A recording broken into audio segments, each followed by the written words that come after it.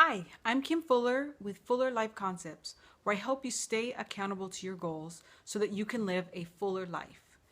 One of the biggest excitements right now is that we are in spring and there's new beginnings, new happenings, and there's also new relationships or renewed relationships. I know that my parents were married at the 1st of June, and that was kind of like being a June bride back then was the biggest thing because it was like the beginning of something new. And one of the biggest challenges that I've had in my relationships is realizing that I didn't always feel loved. And let's talk about intimate relationships, partners, not necessarily parents or siblings, but we'll talk about partners because that's the kind of love that's in the air right now. And those times that I didn't really feel loved doesn't mean that the person that I was dating didn't love me. It's just the way in which I appreciate or acknowledge being loved wasn't the top of the list. So, for example, there is a book out, Love Languages. It's been around for a while, and I kind of think that I agree with some of the concepts in that book. So here are the 5 languages. One would be words of affirmation. Okay, so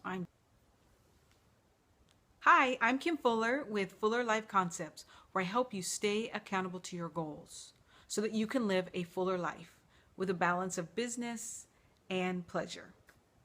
And so it's June, and it is time for us to really think about what is going to happen with us for the rest of the year, because we still have plenty of time to make changes, to reach our goals, and to live fully.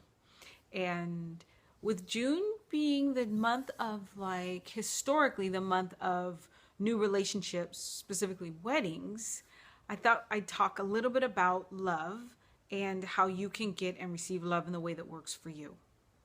So why is that a challenge? Because you may not know which ways work best for you. And I recently reviewed a book, The 5 Languages of Love. And I found that it really was clear that I had a certain ways in which I gave love, which directly was the way in which I receive love or appreciate receiving love.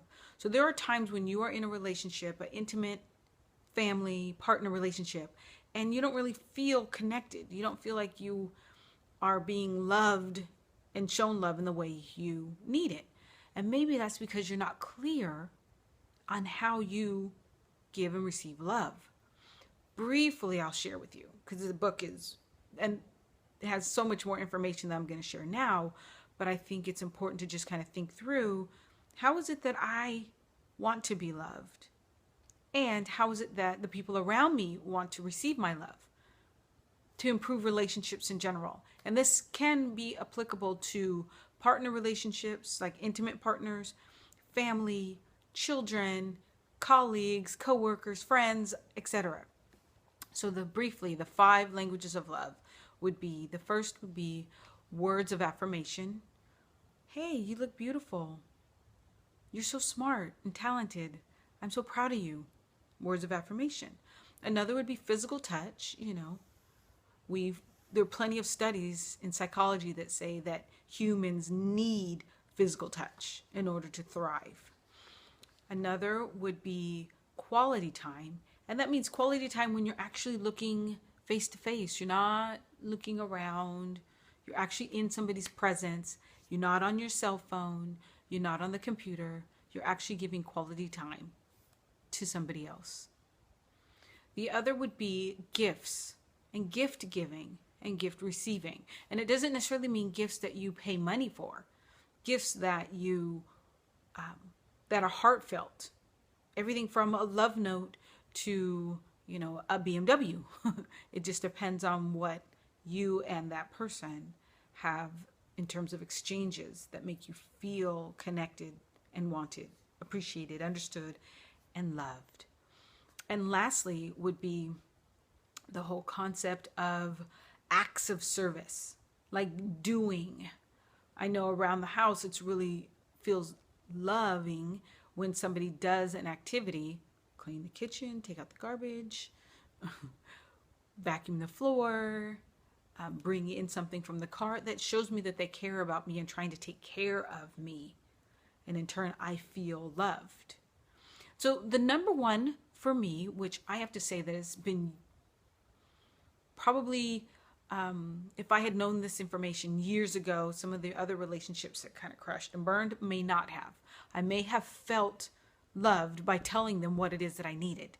And the top two for me are words of affirmation. Like, I want people to tell me what they think about me that will help boost me. Or I want them to support something that I'm already doing and remind me that I can do it. It's something my dad did all the time. He always said, "You can do it, Kim, if you put your mind to it."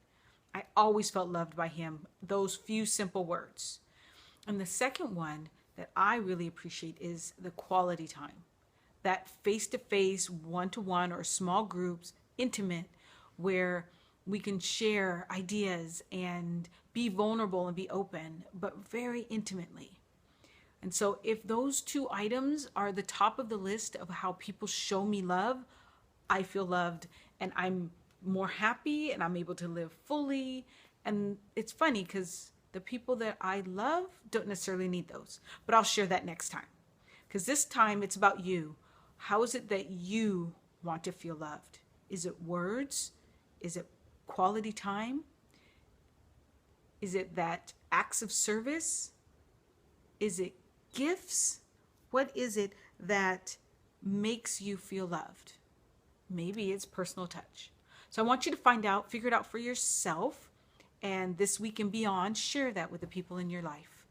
So I'm Kim Fuller with Fuller Life Concepts. See you next week.